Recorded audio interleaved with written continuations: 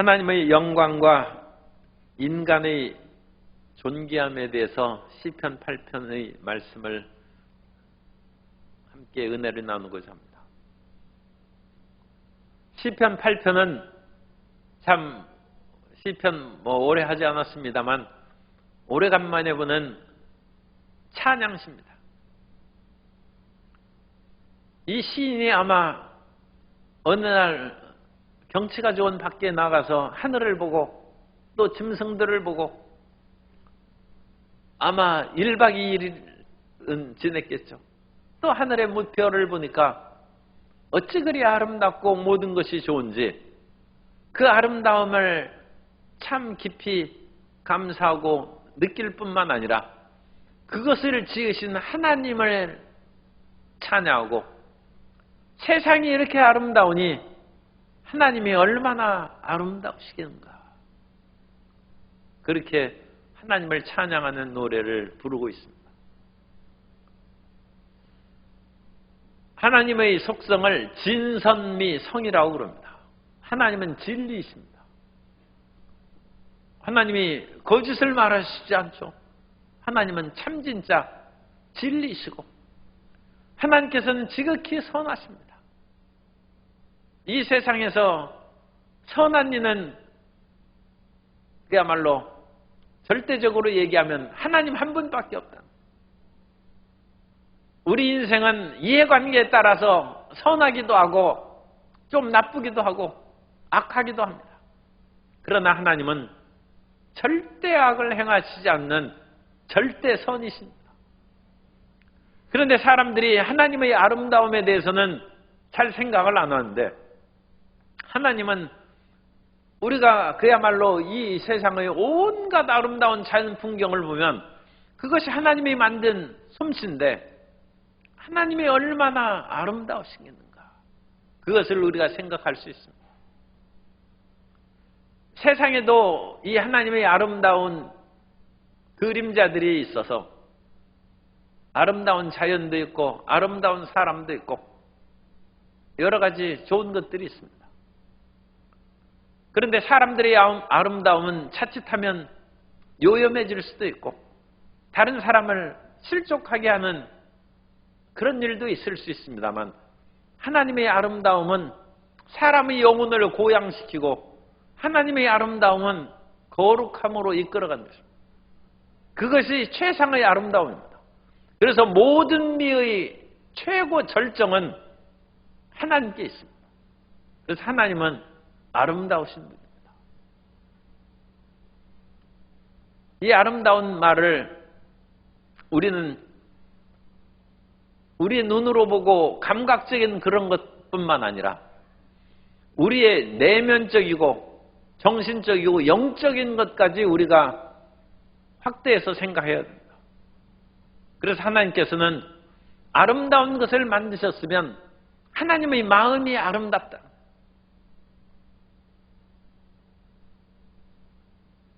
그 하나님의 아름다움이 본성이라는 것입니다.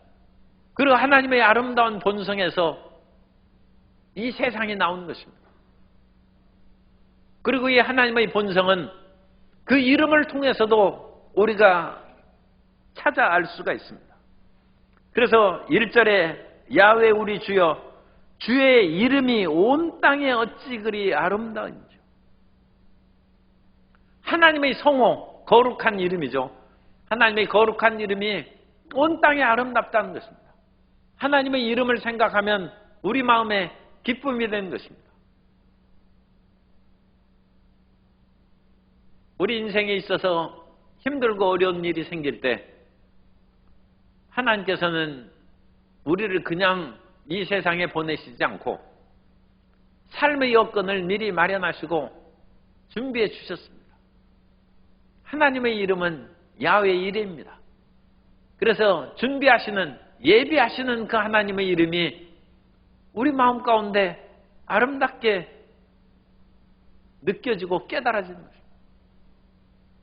하나님께서는 우리 모든 삶의 길을 이끌어 주셔서 필요한 모든 것을 채워주시고 충만하게 하시는 그 하나님이신 것입니다. 그 하나님께서는 또한 이스라엘 백성들을 애굽에서 이끌어내셔서 그들이 마라의 쓴물을 만났을 때 야훼 라파, 그래서 우리 인생에 쓰고 고달픈 일이 생겼을 때 하나님께서는 우리를 치료하시는 하나님이시다. 하나님의 이름이 아름다운 것이죠. 적군이 쳐들어왔을 때 그들을 물리치고 우리에게 승리의 깃발을 날리게 하시는 야훼 니시 하나님이시다. 이 세상은 불안과 초조가 가득한 그런 세상인데, 그런 속에서 하나님의 이름을 생각하면 우리 마음에 평화가 다가옵니다. 야훼 샬롬, 하나님은 평화이십니다. 하나님은 죄짓고 불의한 이 모든 속에서 우리에게 의를 주시는 야훼 찌드케누, 하나님은 우리의 의가 되시고, 하나님 메카디 셰켐이라는, 메카디 셰켐은 거룩하게 한다는 뜻입니다. 하나님은 우리를 거룩하게 이끌어 가십니다. 내가 거룩하니 너희도 거룩하라, 주님께서 말씀하셨죠. 야훼의 이와 같이 아름다운 이름이 성경에 많이 기록되어 있습니다. 그래서 그 이름을 우리가 생각하면서 하나님의 이름이 어찌 그리 아름다운지요. 그것은 눈으로 보고 손으로 만져지는 그런 감각적인 것이 아니라 우리의 내면적이고 영적인 그와 같이 아름다움이 있어서 하나님의 이름은 아름다운 것입니다. 하나님의 이름 생각하면서 우리의 심령이 맑아지고 깨끗해지고 평화롭게 되고, 승리와 하나님께서는 나를 이 세상에서 보낼 때 무조건 보내지 아니하고 모든 것을 준비해 주시고 예비해 주시고 우리를 보내신 줄로 믿습니다. 그걸 생각하면 삶의 자신 생각, 부모님도 능력이 있으면 자식의 모든 것을 다 준비해 가지고 삶의 길을 열어주고, 옛날에 자녀들을 결혼시킬 때는 그야말로 혼숙감을 준비하느라고 부모님이 얼마나 그것을 많이 준비하고 그러는지, 딸 셋 시집 보내면 집에 기둥이 뽑힌다. 기둥뿌리가 뽑힌다고 했어요. 그런데 그와 같이 준비해 줍니다. 이 세상의 부모의 마음은 하나님의 마음을 닮은 것입니다. 그래서 하나님께서 이와 같이 아름다운 이름으로 우리에게 주셨은즉, 삶이 고달프고 마음이 쓸쓸할 때 하나님의 이름을 생각하는 성도 여러분 되시기를 주님 이름으로 축복합니다. 사람의 이름도 그렇죠. 사람이 힘들고 어려우면, 이건 또 그냥 제가 만든 것이니까 오해 없으시기 바랍니다. 그냥 꽃님이를 생각하면 마음이 밝아지는 거예요. 꽃님이. 그런데 그 이름도 개똥이가 또 있어요. 그 개똥이 생각하면 별로 기분이 좋을 거 없어요. 사람 이름을 잘 지어야죠. 아니, 이왕 이름 지을 때 꽃님이라고 지어야지, 이름을 좋으면 팔자가 드세다든지 또는 귀신이 잡아간다고 해서 그냥 개똥이라고 입을 져서 귀신도 그냥 거들떠도 안 봐. 저런 이름은 공연히 우리 시간 낭비할 거 없다. 귀신이 딴 집으로 가도록 그렇게 하는데, 이와 같이 비천한 이름은 계속 이름을 부르면 그 마음이 비천해지는 거예요. 자꾸 바보 온달이라고 부르면 바보가 되는 거예요. 그래서 하나님께서는 너는 사기꾼이고 남의 발등줄을 붓는 야곱이라고 이제 이름 하지 말고 야훼 이름이 치료와 평강과 야훼 로이, 야훼는 나의 목자시다, 그런 것처럼 좋은 이름으로 야곱의 이름을 바꾸라는 것입니다. 창세기 32장 27절 이하에 보면 그 사람이 그에게 이르되 내 이름이 무엇이냐? 그가 이르되 야곱이니이다.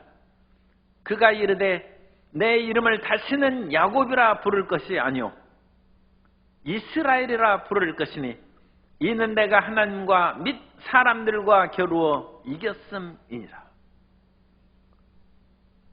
하나님께서 야곱의 인생을 바꿔주시고 그 이름을 바꿔주신 것이 그 본성을 바꾸는 것입니다. 그래서 나는 더 이상 남의 발등꿈치를 붙잡고 아버지를 속이고 형을 속이고 외삼촌과 끊임없이 속이고 속는 그런 속에서 살아가는 야곱의 인생이 아니라 나는 이제 하나님을 상대하고 살아온 이스라엘이고 그 하나님과 내 상대에서 하나님께서 내 기도를 들으시고 응답해 주셨으므로 내가 하나님을 이겼다. 이스라엘이라고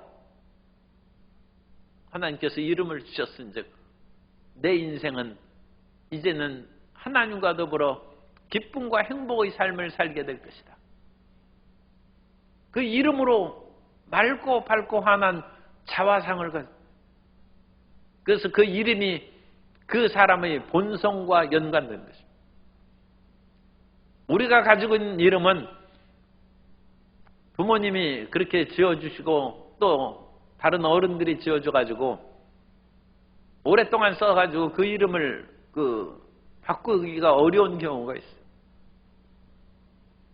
그런데 할 수만 있다면 그야말로 아름답고 밝고 환한 생명의 이름으로 그같이 짓는 것이 좋습니다.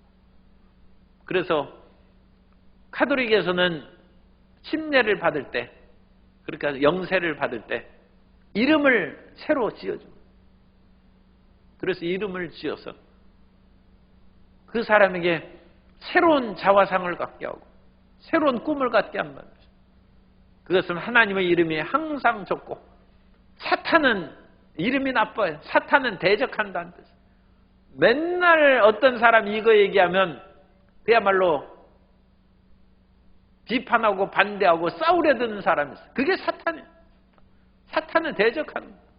항상 사탄이라는 그 뜻이 남을 대적하고 들이받고 싸우는 것입니다. 포용하고 사랑하고 품어주는 것이 아니라 대적하고 싸우는 것이죠. 그런 이름은 마음에 거슬리는 거예요. 그런데 하나님께서는 우리를 사랑하고 품어주셔서 마음이 외롭고 쓸쓸하고 괴로울 때 야훼 샬롬을 생각하면서 마음의 위로와 희망을 받는다는 것입니다. 그런데 이 하나님은 이름만 본성만 아름다운 것이 아니라 우리 주라고 했어요. 주는 주관자, 주권자라는 뜻입니다. 그러므로 통치의 힘을 말하는 것입니다. 하나님은 본성이 선하고 아름다울 뿐만 아니라 능력을 가지신 하나님이십니다. 사람이 아름다우면 교만해지기 쉬워요. 그러나 하나님은 지극히 그 아름다움이 선할 뿐만 아니라 또 무기력하거나 능력이 없는 것이 아니라 권능의 주님이라는 것입니다. 그래서 그 권능의 주님은 대적들을 어린아기와 아이들을 젖먹이는 그런 아이들을 통해서 그 능력을 나타내서 대적을 물리친다는 것이죠. 그래서 하나님의 능력의 영광을 2절에서는 말씀합니다.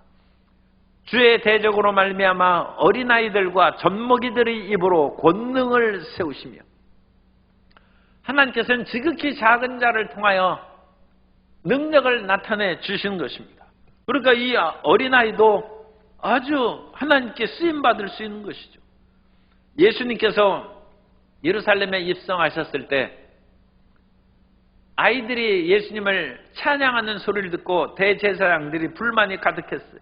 그래서 마태복음 21장 15절 이하에 보면 대제사장들과 서기관들이 예수께서 하시는 이상한 일과 그 예수님께서 성전 정화를 하셨습니다. 그리고 못 보는 사람들이 병을 치료해 주시고 눈을 뜨고 치료해 주시는 그런 일들을 보고 이상한 일과 또 성전에서 소리질러 호산나 다윗의 자손이여 하는 어린이들을 보고 노하여 예수께 말하되 그들이 하는 말을 듣느냐? 예수께서 이르시되 그렇다. 어린아기와 젖먹이들이 입에서 나오는 찬미를 온전하게 하셨나이다 함을 너희가 읽어본 일이 없느냐? 우리 시편이 나온 것이죠. 하시고 그들을 떠나 성 밖으로 베다니에 가서 거기서 유하시니라. 사람들은 대제사장들과 서기관들이 무서워가지고 예수님께서 하시는 이 위대한 치료와 구원 역사, 그리고 성전을 깨끗하게 하는 정화의 역사를 편들었다가는 자기들이 출교당하고 온갖 그런 고통을 당할 수 있으니까 어른들은 말을 안 해. 그런데 어린이들은 그걸 보고 호산나, 호산나가 구원하라는 뜻. 호산나, 우리를 구원하소서. 예수님은 정말 메시아입니다. 어린아이가 정직하게 말을 하고 외치는 것입니다. 그래서 어린아이들과 젖먹이 입으로 하나님을 찬양하고 주의 권능을 드러내는 것입니다. 아이들은 어른의 스승이란 말이 바로 그것입니다. 아이들이 참 지혜롭게 말을 할 때가 있어요. 한글을 이제 말을 배우는 그 아이가 아버지에게 와서 여름이 뭐야? 그러면서 여름을 써달라고 그랬어요. 그래서 한글로 여름이라고 써줍니다. 그거 글자 봐가지고 무슨 그 의미를 알겠습니까? 그래, 여름 쓰는데 이게 뭐야? 그러면서 아버지가 써준 것을 그냥 이상하다든지 이상하게 그냥 여기고, 아, 여름은 이런 것이 아니라 하면서 자기 방에 가더니 그림책을 가지고 왔어. 그러면서 거기에는 나무가 푸른 잎이 가득해요. 그리고 옆에 수박과 과일들이 있어요. 아빠, 이게 여름이야, 이게. 그러니까 아버지가, 그래, 여름이라는 것은 이건 그냥 한글로 써서 수상화된 그런 것이지, 그 자체를 보고 여름의 글자를 우리는 그것이 여름이라고 마음에 새겨가지고 우리가 이해하니까 이해되는 것이지, 진짜 그것을 보고 여름을 느끼지는 못하죠. 그런데 나무가 푸르르고 그 아이가 좋아하는 수박이 가득하고 참외도 있고 온갖 과일이 있는 그 풍성한, 이게 여름이라는. 아이들이 더 지혜로울 수 있다. 더 구체적이고 실질적으로 모든 사물을 이해할 수 있다는 것입니다. 유희경의 시선이라는 거기에 나온 그런 그 이야기인데, 서점을 하는 자기 집에, 그 서점에 엄마가 어린아이 데리고 이렇게 왔는데 아이가 막 이렇게 여기저기 책을 보면서 겨우 이제 글을 조금 배우기 시작한 그런 어린아이. 책 제목을 이렇게 보더니 사랑이라고 써 있습니다. 엄마, 사랑이 뭐야? 그러니까 엄마가, 아, 사랑은 좋아하는 거란다. 아, 좋아하는 것이 그럼 뭐야? 그러니까 이 엄마가 이제 설명하기가 좀 어렵잖아요. 그래서 머뭇거리고 한참 좋아하는 것을 어떻게 이 아이에게 설명하나 생각하고 있는데, 아이가 좋아하는 것도 몰라. 엄마가 좋아하는 것이지. 나는 엄마만 생각하면 좋아. 엄마가 좋은 거예요. 그러니까 좋다는 뜻은 엄마예요. 그런데 예수님 믿는 아이가, 또 이건 제가 이제 만든 얘기예요.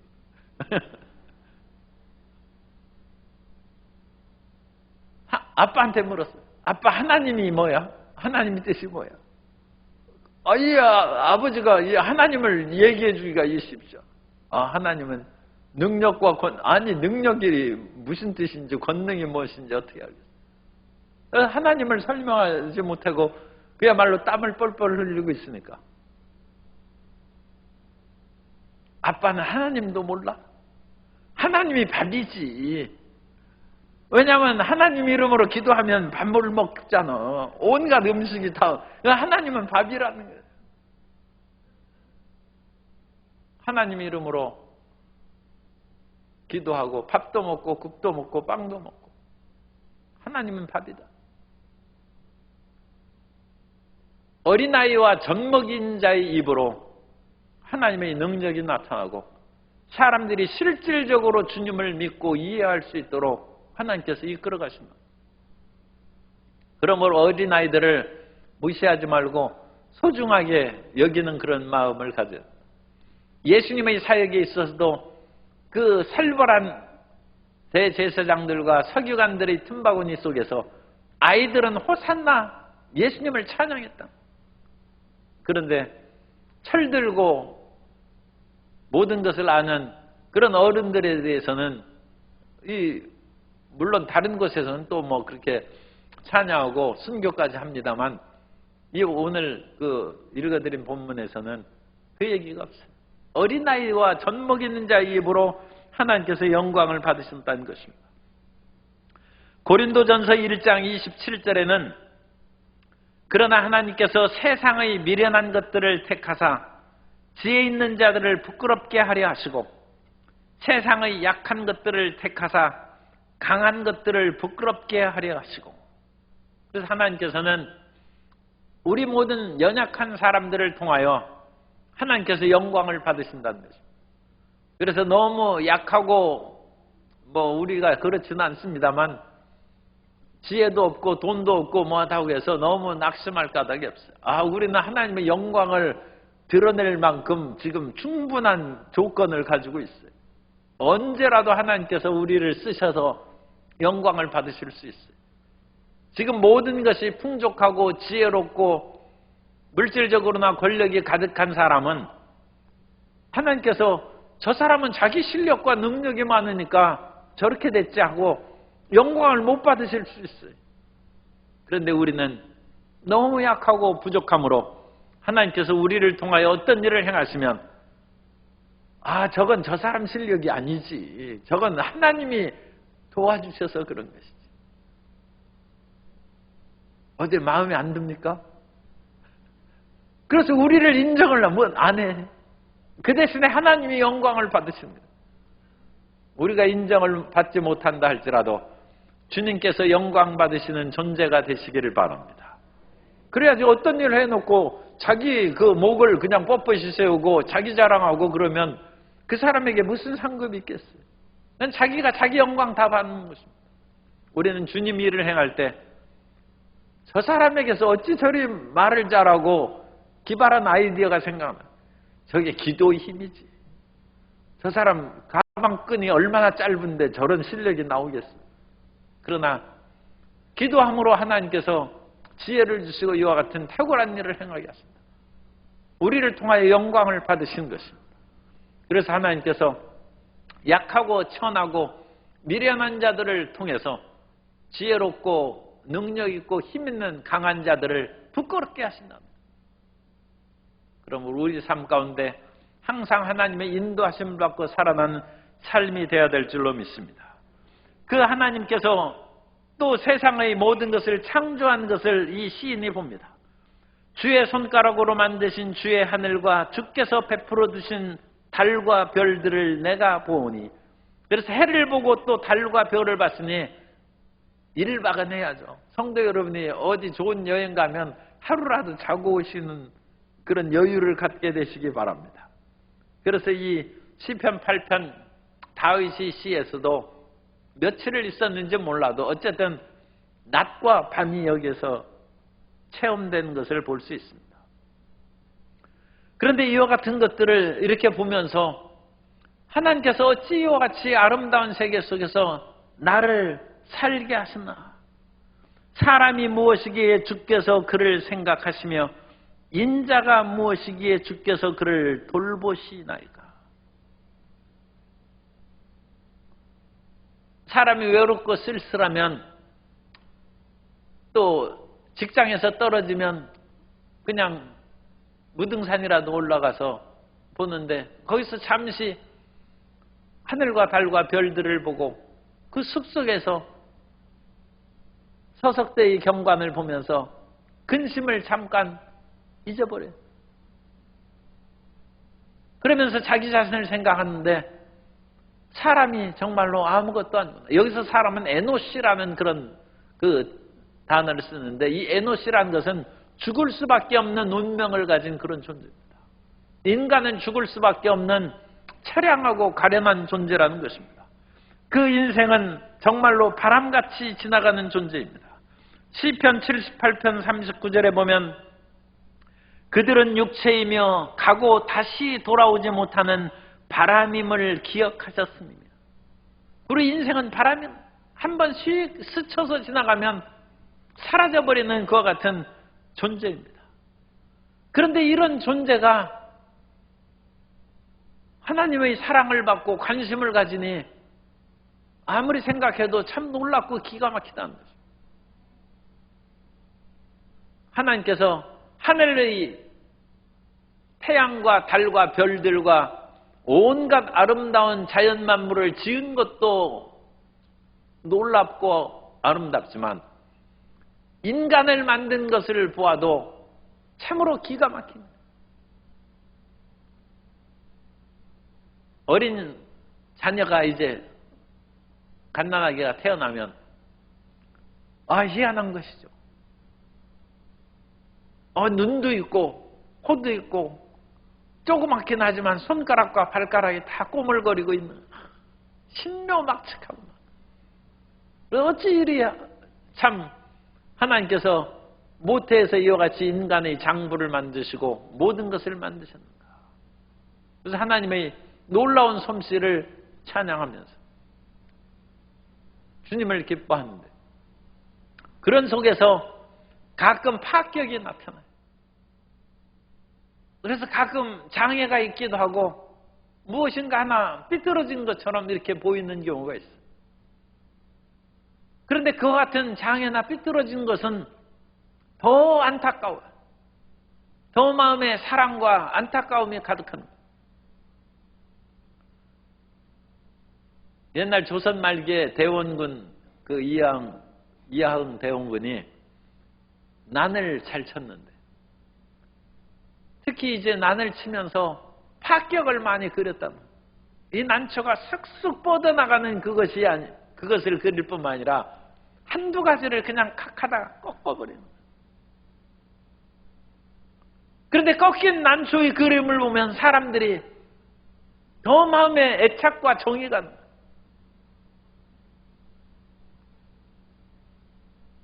왜냐하면 인생이 항상 뻗어나갈 수는 없지 않습니까?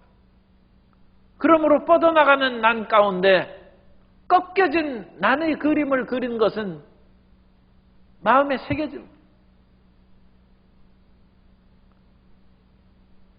유명한 중국의 미인 월나라 서씨는 참 기가 막힌 미인인데 그 서씨가 나라를 위해서 일한 것으로 인하여 정말로 그 얼굴이 미모뿐만 아니라 국가에 충성한 것으로 인하여 그 이름을 이제 청사의 길이 남기게 되는데 그와 같이 나라에 충성하고 얼굴도 이쁜데 서씨가 심장병이 있어요. 요즘은 스텐트 시술하면 되는데 이 서씨가 아마 그것으로 좀 막혔나 봐요. 그래가지고 이 심장이 아프면 얼굴을 찡그리는 거예요.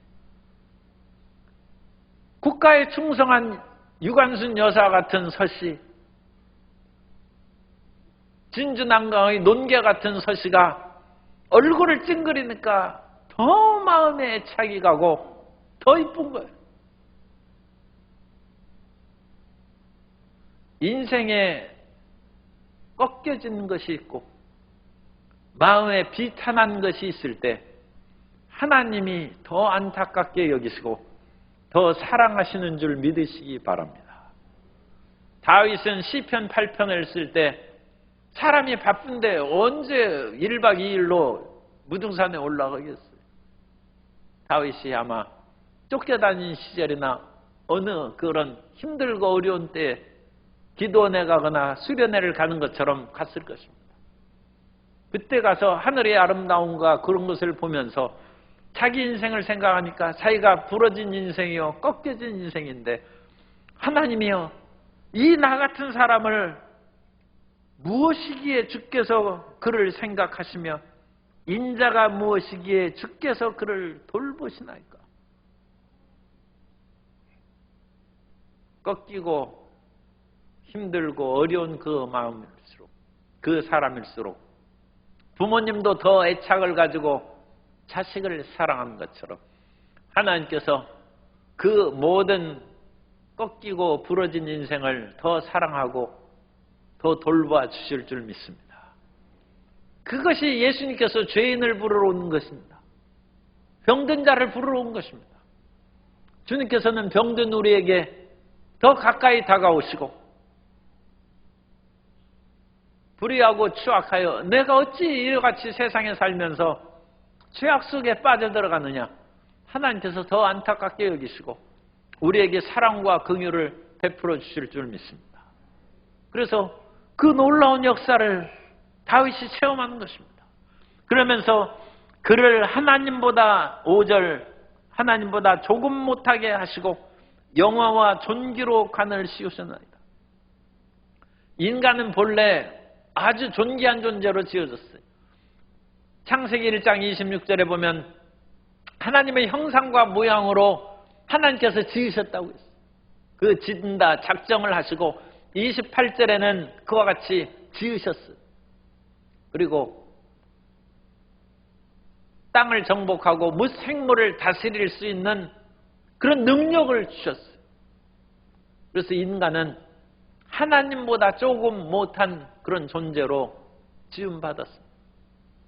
그런데 이 하나님을 개역 한글 성경에서는 천사라고 나왔죠. 천사라고 나왔고 이 천사라는 그 단어로 히브리서에서도 천사라고 그렇게 이 시편 8편의 내용을 그렇게 천사로 번역했어요.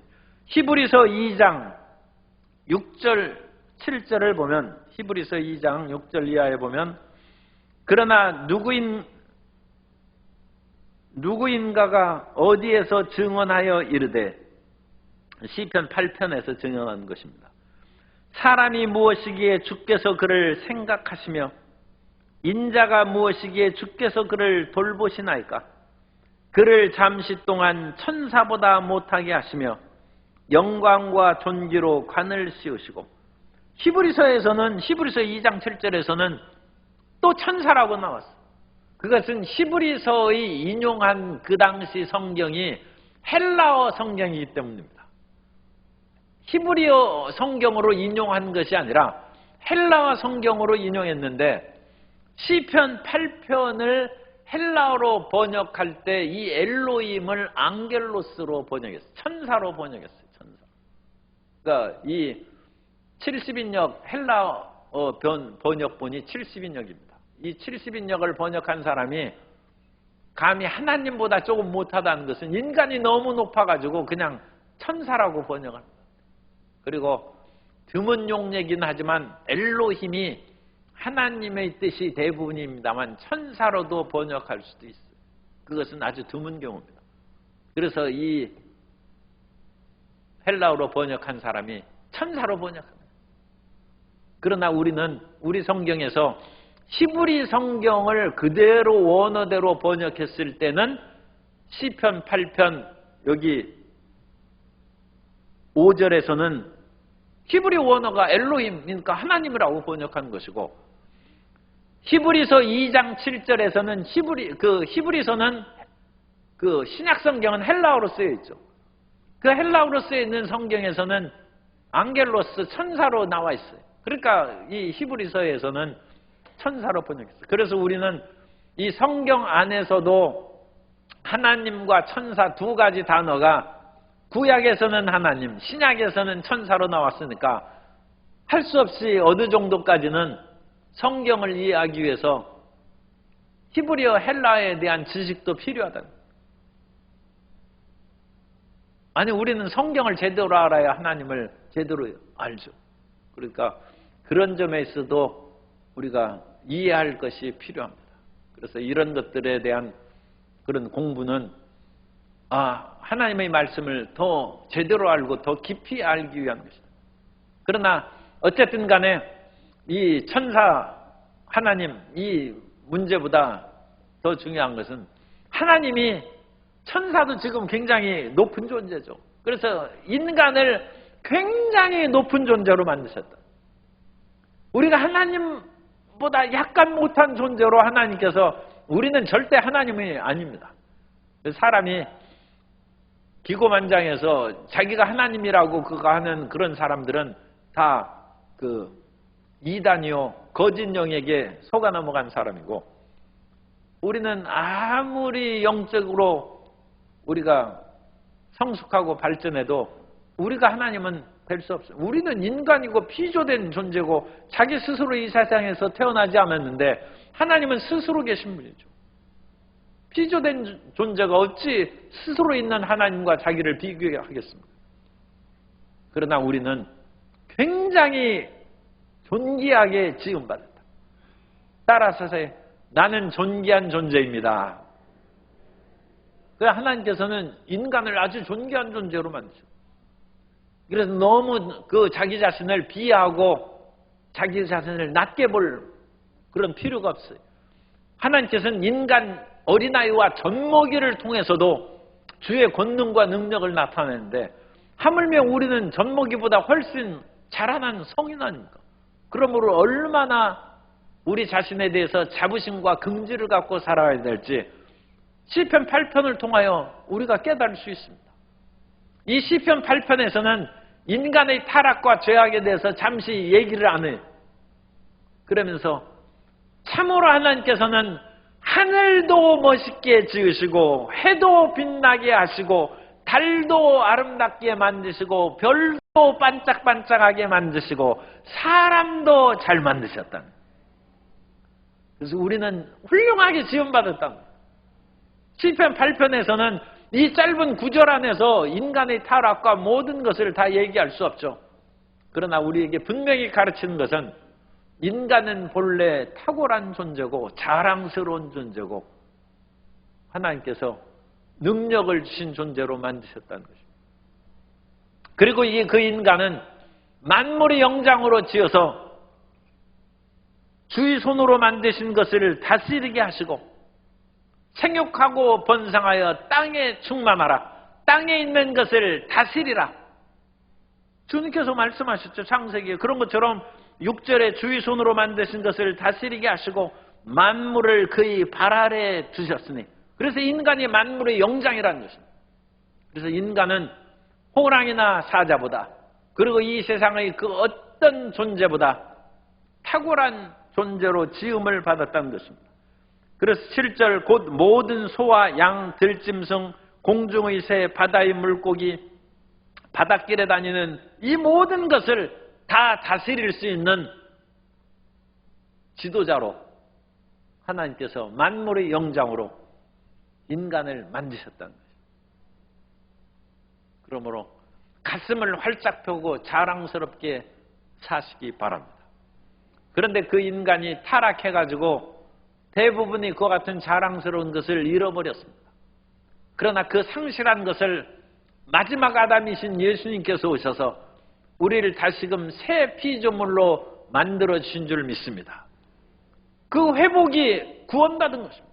우리가 예수님 안에서 구원받았다는 것은 하나님께서 주신 원래의 모습이 우리가 회복되었고 또 회복되어가는 중인 줄 믿습니다.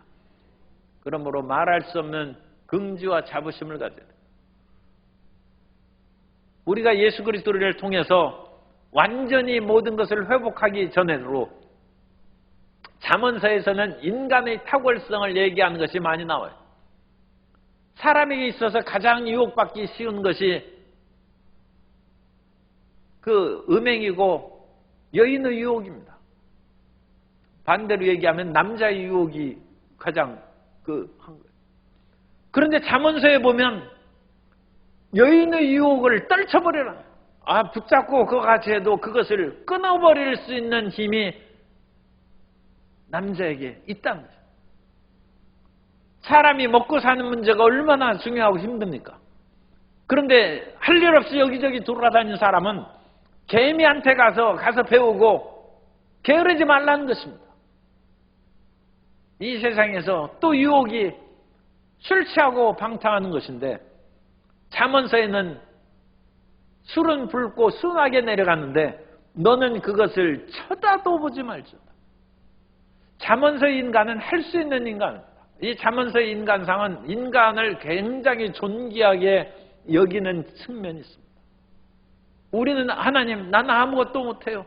그러면서 끊임없이 죄 짓고 불의하고 죄악의 구렁텅이에 빠져가는데 그 유혹하는 음료의 손에서 게으른 것에서 벗어난 세상의 술 취함과 방탕에서 자기 자신을 쳐서 지키나. 인간은 위대한 존재입니다. 인간의 그 위대한 존재가 죄악으로 말미암아 뒷걸음치고 비틀거리게 되었습니다만 예수님을 믿고 우리가 성령을 받았은즉 성령님과 더불어 살아갈 때 우리는 참으로 만물의 영장으로서 하나님보다 엘로힘 하나님보다 조금 못한 존재로서 얼마나 튼튼하고 담대하게 사탄도 물리치고 귀신을 쫓아내고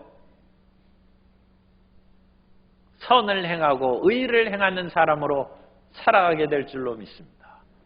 그 위대한 자부심과 긍지가 시편 8편을 읽으면서 항상 충만히 임하게 되시기 바랍니다. 초라한 인간상을, 초라한 자화상을 갖지 말고 하나님 안에서 참으로 나는 자랑스럽고 위대한 존재로 살아가는 성도 여러분 되시기 바랍니다.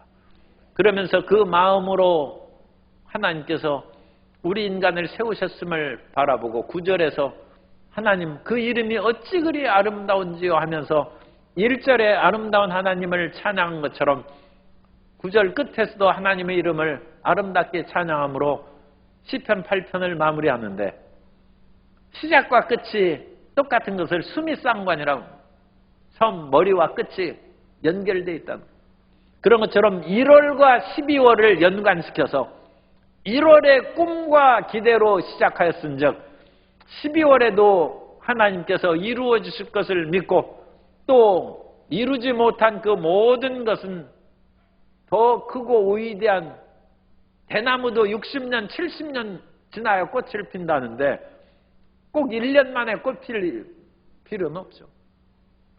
다시금 꿈과 희망 가운데 기대와 감사함으로 12월을 마무리하는 성도 여러분 되시기를 주님 이름으로 축복합니다.